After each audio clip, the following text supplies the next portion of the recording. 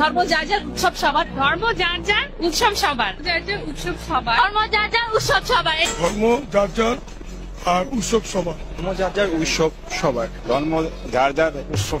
আজ পর্যন্ত কোনদিন মুসলমানদের উৎসব শবে বরাত একটা হিন্দু মসজিদে দেখার জন্য আসলো না। মুসলমানদের উৎসব শবে কদর একটা হিন্দু কোনদিন চাওয়ার জন্য আসলো না। মুসলমানদের উৎসব রমজান মাসের রোজা একটা হিন্দু কোনদিন তোমার সাথে সমাজ করার জন্য রাখলো না। একটা হিন্দু কোনদিন তোমার ঈদের নামাজে আসলো না। একটা হিন্দু কোনদিন তোমার সাথে জুমার নামাজে অংশগ্রহণ করলো না।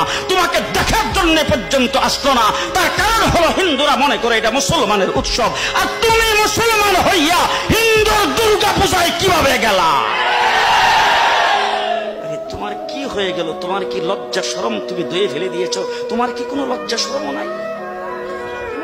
লজ্জা শরম নাই? আবার কি সুন্দর বলতেছ, ধর্ম যার যার উৎসব সবাই।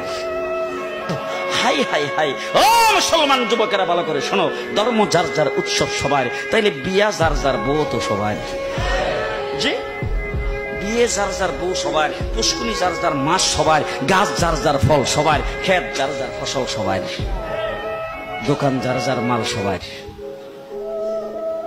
এখন ঘুমাইছে কি কথা বলেন না কেন?